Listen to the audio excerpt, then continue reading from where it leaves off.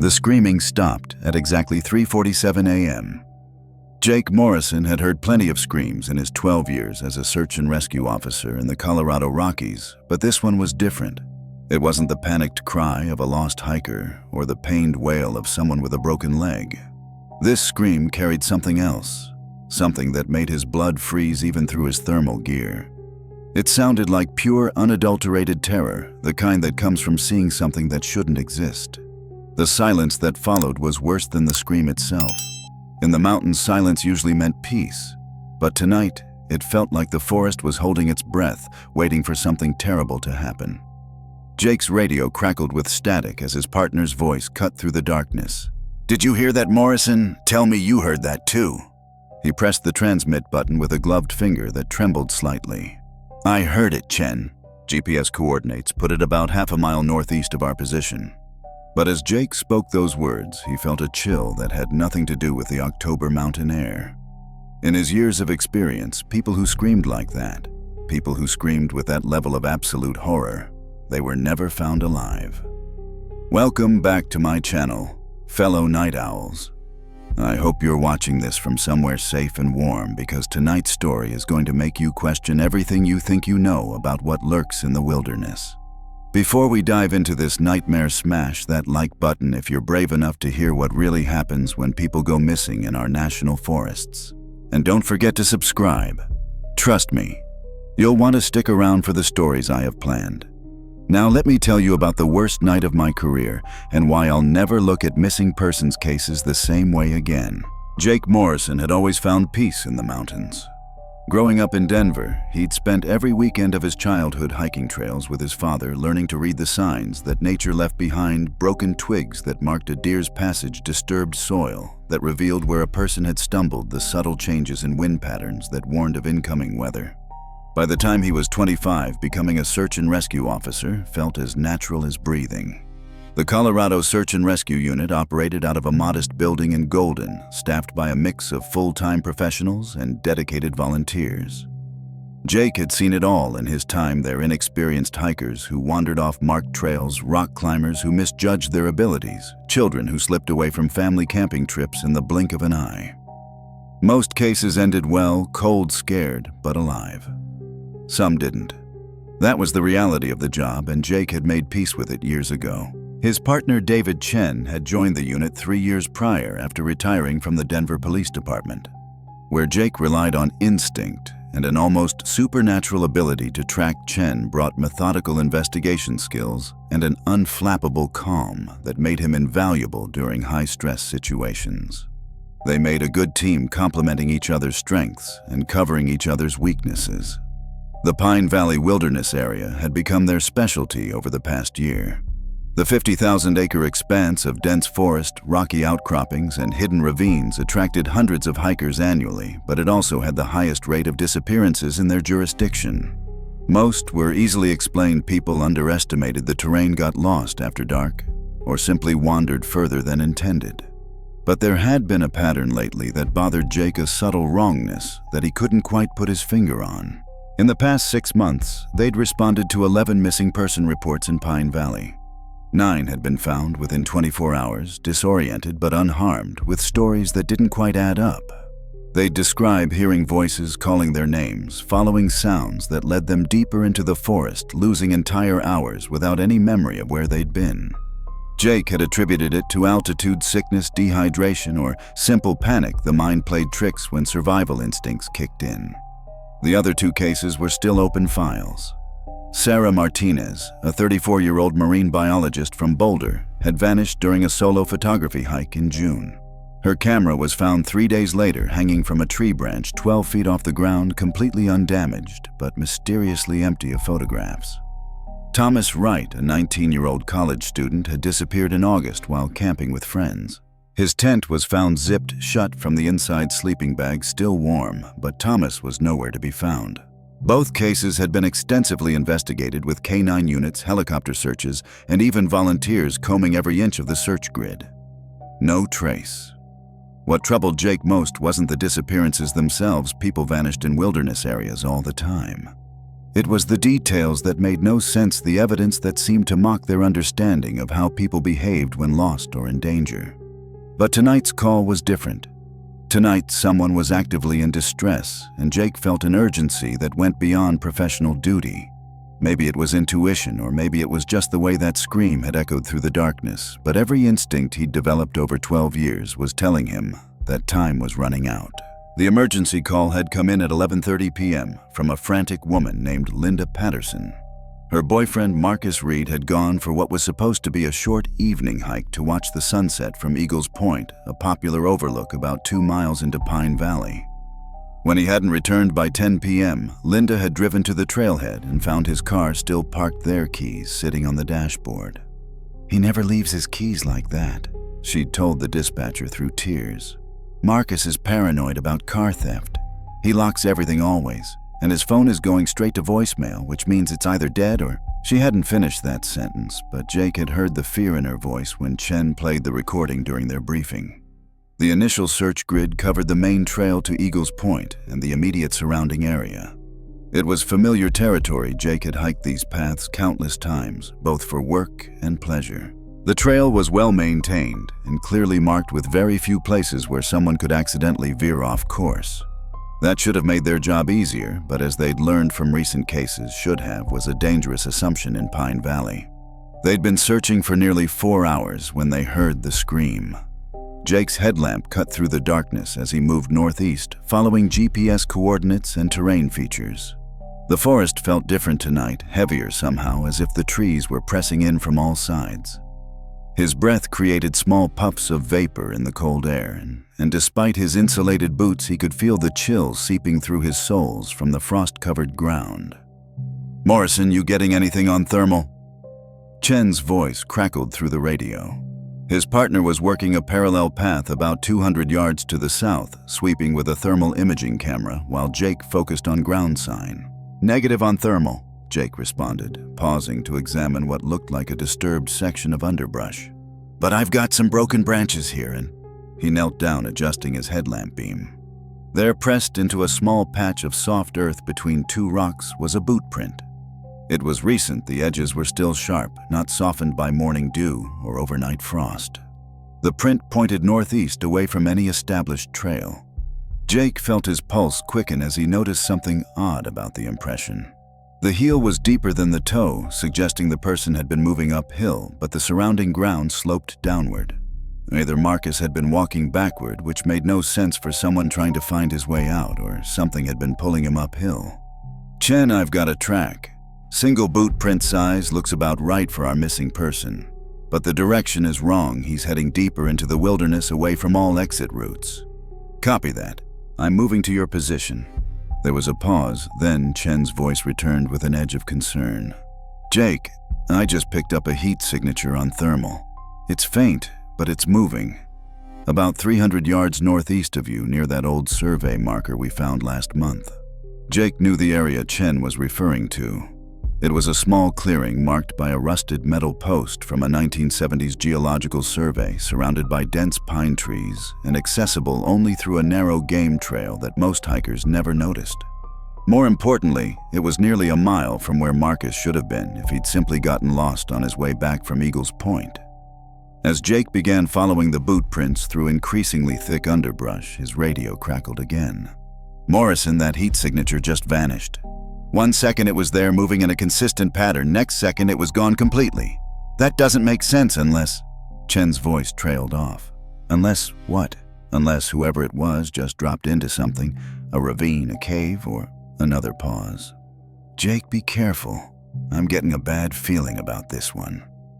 Jake had learned to trust Chen's instincts over their years of partnership. The former police detective had an uncanny ability to sense when situations were about to go sideways, and right now every word in his voice suggested they were walking into something far more dangerous than a simple lost hiker scenario. The boot prints continued for another 100 yards before they suddenly stopped. Not gradually, as if the person had reached harder ground, but abruptly mid-stride, as if Marcus Reed had simply vanished into thin air. Jake swept his headlamp in a wider circle, looking for any sign of where the tracks might continue. That's when he noticed something that made his stomach drop. About 10 feet ahead, hanging from a pine branch at eye level, was a piece of torn fabric. The material was dark blue fleece, exactly matching the description Linda had given of Marcus's jacket. But the fabric wasn't just snagged on the branch. It was tied there, knotted deliberately, as if someone had wanted it to be found. Jake keyed his radio with a trembling hand. "Chen, I need you up here now, and call for backup. This just stopped being a search and rescue operation." That's when they heard the second scream, much closer this time, coming from somewhere beyond the fabric marker. But this scream was different from the first. It was weaker, more broken, like someone whose voice was nearly gone from hours of terror. And underneath it, just barely audible, was something else that made Jake's blood run cold. Something was screaming back. Jake stood frozen beneath the hanging fabric, his headlamp beam wavering as his hand shook slightly. The second scream had come from somewhere ahead, deeper in the forest, where the trees grew so thick that his light could barely penetrate 20 feet. But it was the answering call that had paralyzed him, a sound that wasn't quite human, but wasn't quite animal either. It rose and fell with an unnatural rhythm, like someone mimicking a human scream, but getting the pitch wrong. "Chen, how far out are you?" Jake whispered into his radio, instinctively lowering his voice even though logic told him that whatever was out there probably already knew he was coming. 3 minutes, maybe 4. The terrain's getting rough, lots of deadfall to navigate around." "Jake, what did you mean when you said this stopped being search and rescue?" Jake untied the blue fabric from the branch, examining it more closely. The material was definitely from a fleece jacket, but the edges weren't frayed as they would be if it had been accidentally snagged. They were cut clean with surgical precision. Someone had deliberately removed this piece of clothing and tied it here as a marker. The question was whether it had been Marcus trying to leave a trail, or someone else using his clothing to lead searchers deeper into the forest. The fabric was tied to the branch, not snagged. And Chen. Jake paused, sweeping his light across the ground again. The boot prints just stop, mid-stride, like he was walking and then suddenly wasn't there anymore. A burst of static, then Chen's voice tighter now. "I don't like the sound of that. Listen, I've got backup en route, but they're at least 30 minutes out. ETA on helicopter support is sunrise, weather permitting. Until then, it's just us."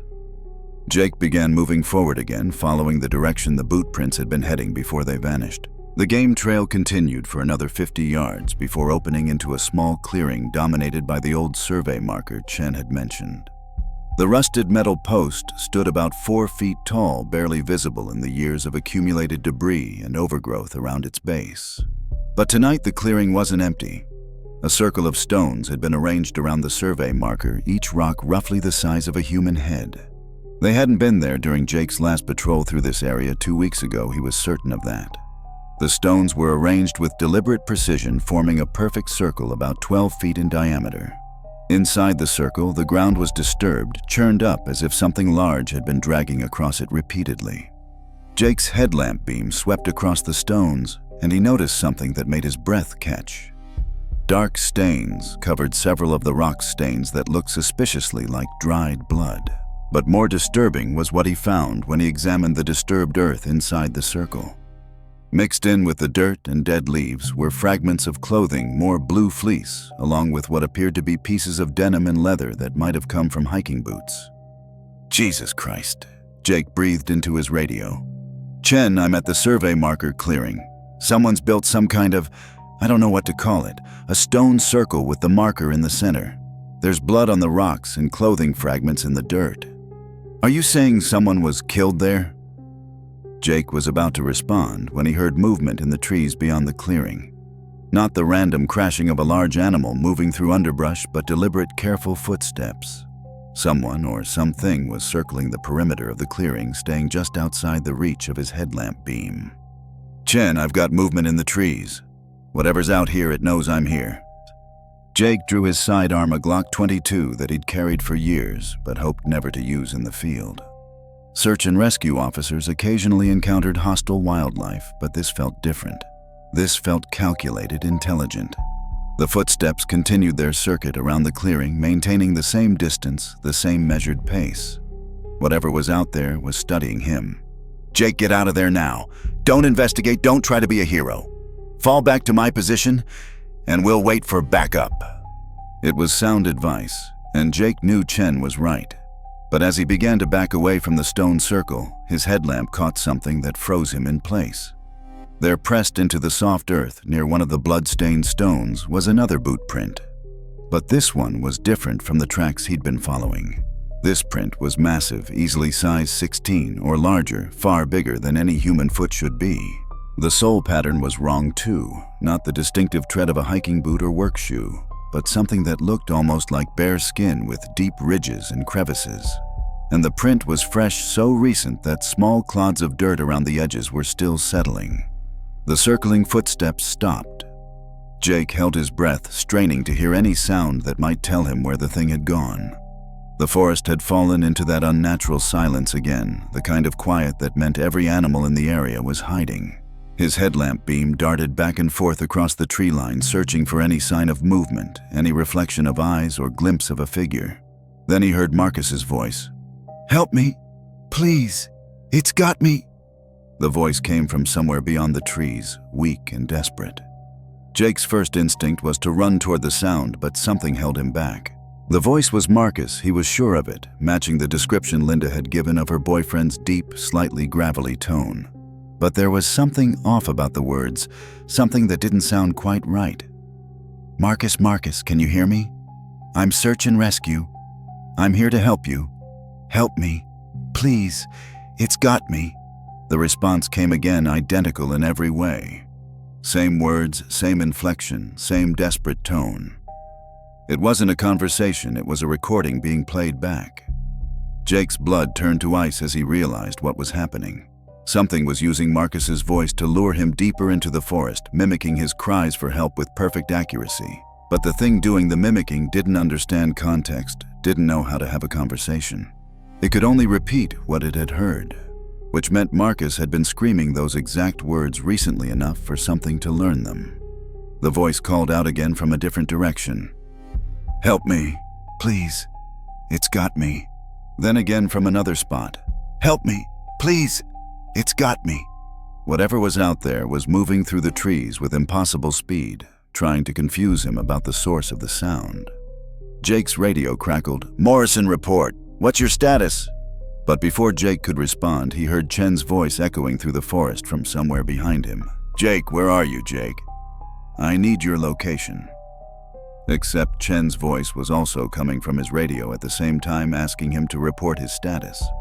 Jake looked down at the radio in his hand, then up at the darkness where the second voice had originated. His partner was still moving toward him through the forest, but something else had learned to imitate Chen's voice too.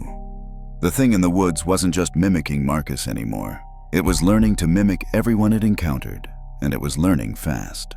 Jake's finger hovered over his radio's transmit button as Chen's voice continued to echo from two different directions, one from his radio, one from the darkness ahead. He needed to warn his partner, but he also needed to figure out which voice was real and which was the thing that had learned to steal human speech. "Chen," he whispered into the radio. "If this is really you, tell me what we found in the Johnson case last month. The detail we didn't put in the report." A moment of static, then the real Chen's voice crackled through. "The kid's backpack was inside out, completely turned inside out like someone had peeled it off him." A pause. "Jake, why are you asking me that?" From the forest, the other Chen voice called out again. "Jake, where are you, Jake? I need your location." The exact same words, the exact same inflection. It was still learning, still repeating instead of responding. "Because something out here has learned to use your voice," Jake whispered back. And Marcus's voice. "Chen, this isn't a normal search and rescue. Something is hunting people in these woods and it's been practicing." "Jesus, how close are you to the backup rally point?" Jake tried to orient himself, but the darkness and his rising panic made it difficult to think clearly. The stone circle was behind him, and he'd been moving roughly northeast, which should put him about half a mile from the main trail. But the forest seemed different now, as if the familiar landmarks had shifted when he wasn't looking. "Maybe 10 minutes if I move fast," he responded, beginning to back away from the clearing while keeping his gun trained on the tree line. That's when the voices stopped mimicking and started coordinating. "Help me, please. It's got me." Marcus's voice called from his left. "Jake, where are you, Jake? I need your location." Chen's voice answered from his right. "Help me, please, it's got me." Marcus again, closer now. "Jake, I'm coming to help you." Chen's voice also moving closer. They were having a conversation. The thing in the woods was using stolen voices to communicate with itself, or there was more than one of them. Either possibility made Jake's situation exponentially worse. He began moving faster, trying to retrace his steps back toward where he'd left his partner's actual position. His headlamp beam swept frantically across the trees as the voices continued their impossible dialogue, coming from multiple directions, now sometimes overlapping. But in the chaos of mimicked human speech, Jake began to notice something else. A low, rhythmic sound that wasn't quite breathing, and wasn't quite growling. It rose and fell beneath the stolen voices like a bass note that made his teeth ache. Then his light caught something moving between the trees. At first, Jake thought it was a person. The general shape and size seemed human. But as the figure stepped closer, the details became horribly wrong. It was tall, maybe 7 feet, with limbs that were too long and joints that bent in directions that human anatomy didn't allow. Its skin had a waxy pale quality that reflected his headlamp beam like wet plastic. But it was the face that made Jake's mind rebel against what he was seeing. The thing had Marcus's face, not similar to it, but exactly Marcus's face, as if it had been carefully removed and stretched over something else entirely. The features were all in the right places, but the proportions were wrong, pulled and distorted to fit over a skull that was clearly not human. "Help me, please. It's got me." The voice came from Marcus's mouth, but the lips didn't move correctly, and Jake could see that the throat beneath was far too long, extending down into shadows that his light couldn't penetrate. Jake raised his gun, his hands shaking so badly that he could barely keep the sight lined up. "Stay back. Stay the hell back." The thing tilted its head with Marcus's face studying him with eyes that were completely black, no iris or pupil visible. Then it smiled, with Marcus's mouth revealing teeth that were too sharp and far too numerous to fit in a human jaw. "Jake, I need your location." The words came from behind him, but when Jake spun around, he saw another figure approaching, this one wearing Chen's face, but with the same impossible proportions and wrong anatomy. It moved with a liquid grace that made Jake's skin crawl, each step covering far more ground than should have been possible. He was surrounded. At least 2 of the things, maybe more that he couldn't see yet, all wearing faces they'd stolen from people who had vanished in these woods. Jake realized with growing horror that Sarah Martinez and Thomas Wright, the missing persons from earlier cases, their faces were probably being worn by these creatures too, used as masks to lure new victims into their trap. "What are you?" Jake shouted, swinging his gun back and forth between the 2 figures. "What the hell are you?" The thing wearing Marcus's face opened its mouth wider than any human mouth should open, and Jake saw row after row of needle-sharp teeth descending down its throat like a shark's. When it spoke again, the voice wasn't Marcus's anymore. It was something older, something that had been learning human speech for far longer than just tonight. "We are what remains when the forest takes you." It said, the words coming from several directions at once as more figures emerged from the darkness. "We are what you become when you feed the trees long enough. We are what happens when you scream in the dark and no one comes to save you." Jake counted at least 5 figures now, all with stolen faces, all moving toward him with that unnatural flowing gait. His radio crackled with his partner's real voice. "Jake, I can hear gunfire. What's your situation?" Gunfire. Jake hadn't fired yet, but as he looked around at the approaching creatures, he realized that someone else had. The sound must have carried through the forest from another encounter, which meant these things were hunting multiple targets simultaneously. "Chen, get out of here!" Jake screamed into the radio. "Call for military backup hazmat teams, whatever you can get. These aren't people. They're not animals. They're something else entirely."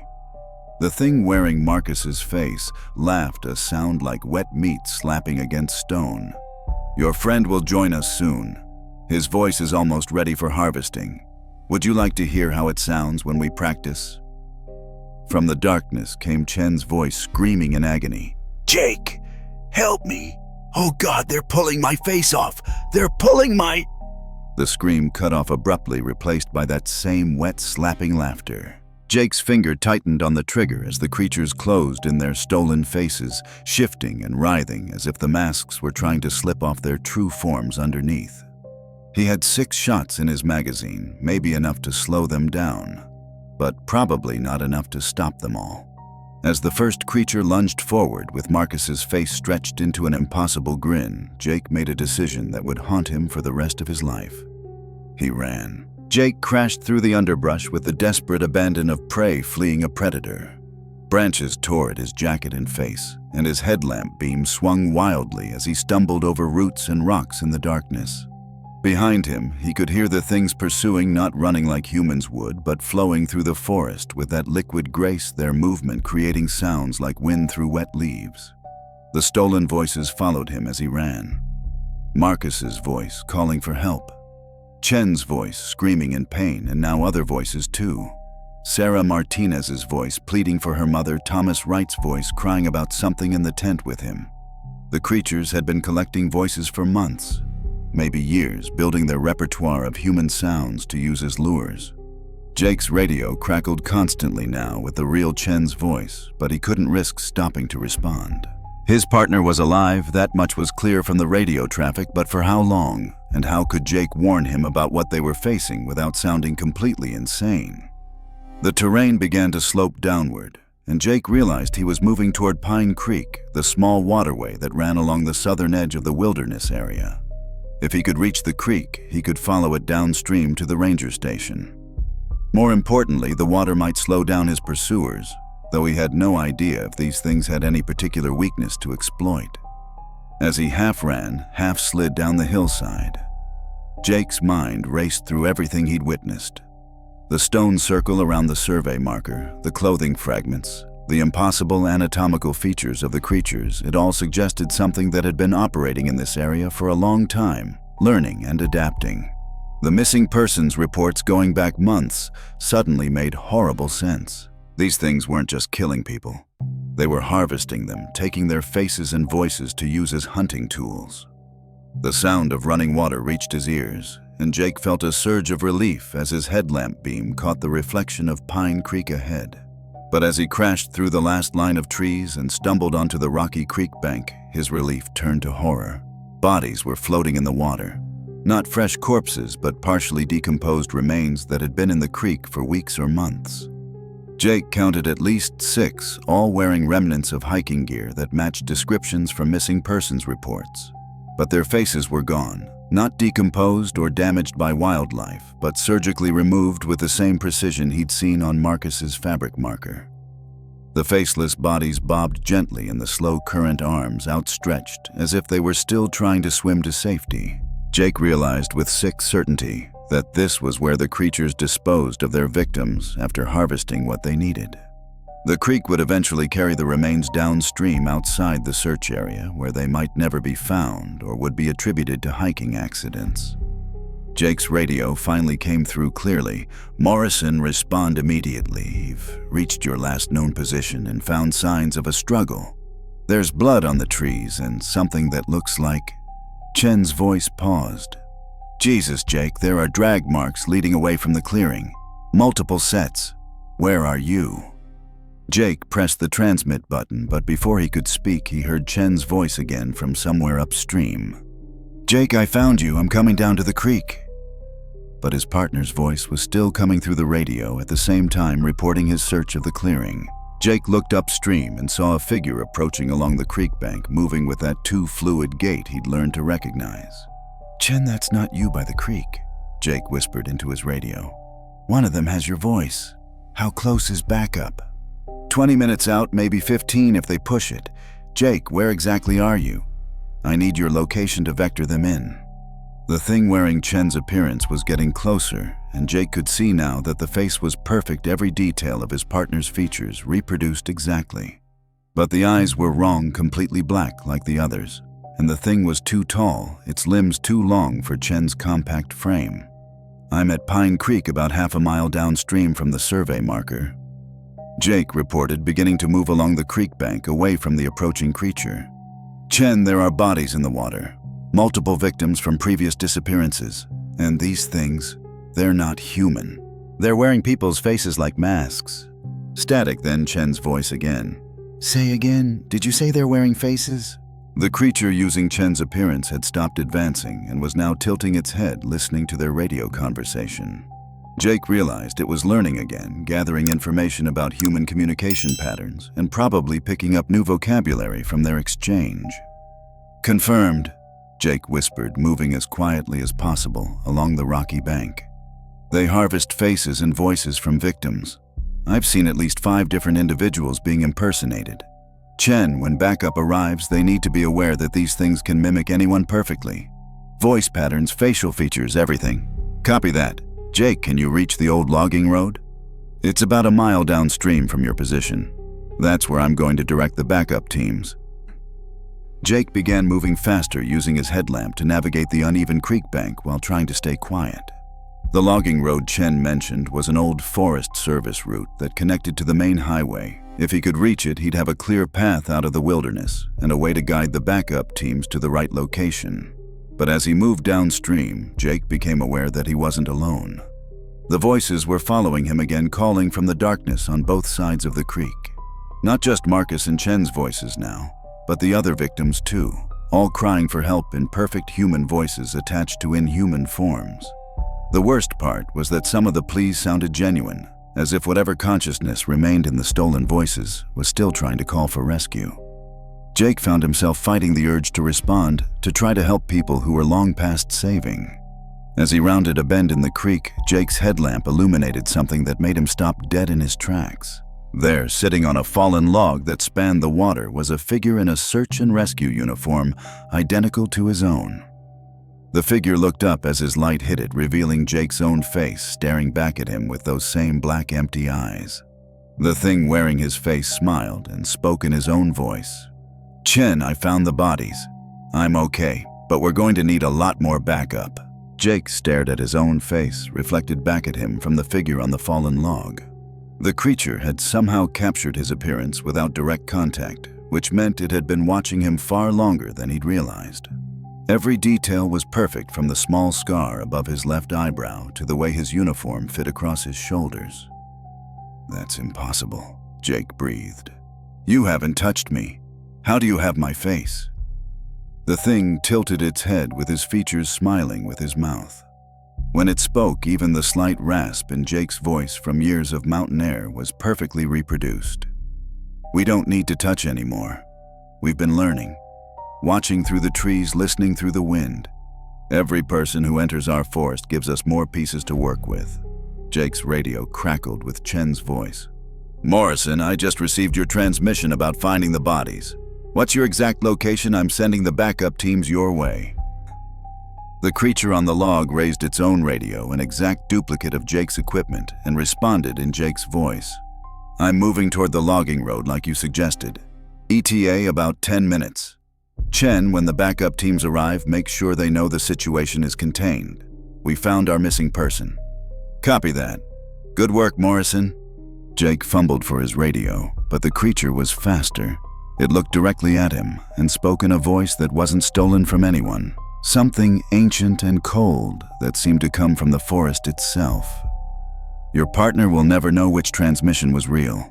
By the time he figures it out, we'll have his face too.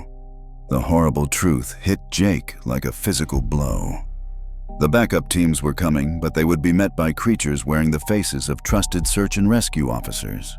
Chen would see Jake's face and voice confirming that everything was under control, that the missing person had been found safe. No one would question orders from familiar voices, faces they'd worked with for years. How long? Jake asked, his voice barely a whisper. How long have you been replacing people? Time moves differently in the deep forest, the creature replied, still using that inhuman voice while wearing Jake's face. We began with hikers, campers, people who wouldn't be missed immediately. But we learned that the hunters are more useful than the prey. Rangers, rescue workers, police officers, people with authority. People others trust without question. Jake thought about the recent cases, the missing persons who'd been found disoriented with gaps in their memory. The people you released, They weren't the real victims, were they? They were your kind learning to be human. The creature nodded with Jake's head. Practice runs. Learning human behavior, speech patterns, emotional responses. Some performed well enough to maintain their covers for weeks before we recalled them. Others. It gestured towards the creek where the faceless bodies floated. Others weren't convincing enough and had to be discarded. Jake's mind raced through the implications.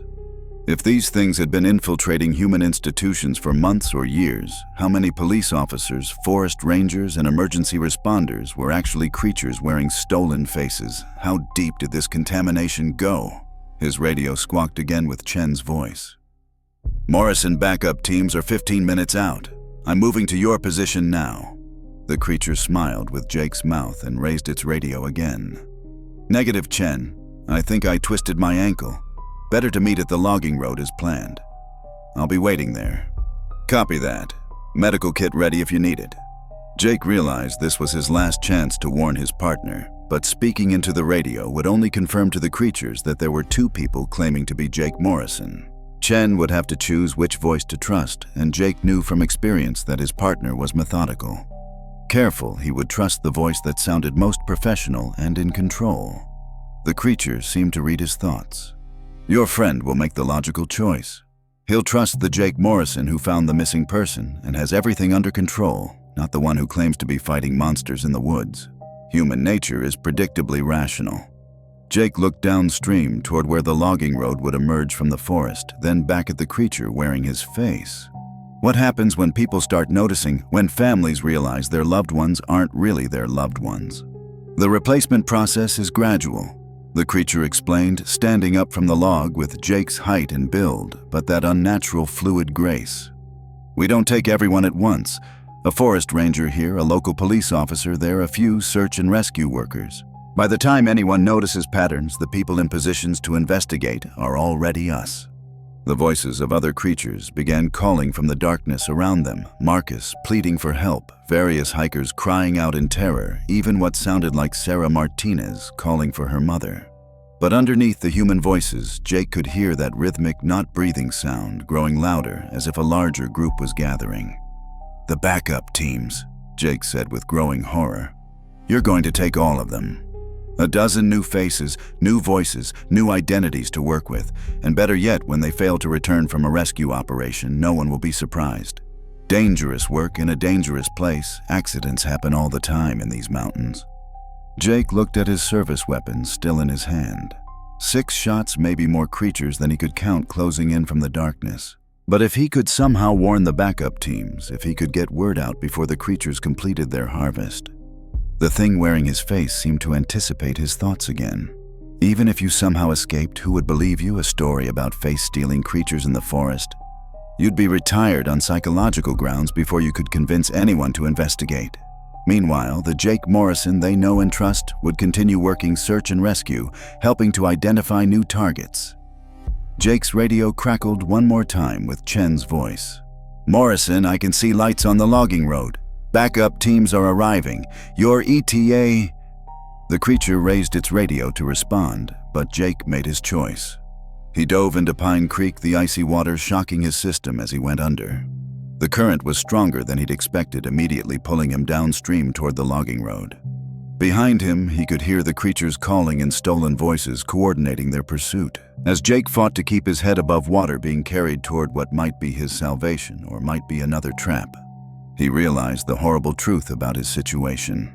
Whether he escaped or not, whether anyone believed his story or not, the creatures had already won. They had his face, now his voice, his identity. Even if the real Jake Morrison somehow survived the night, there would always be another version of him in these woods, wearing his badge, earning the trust of future victims. The forest had learned to hunt with human faces, and Jake had just given them the perfect hunting license.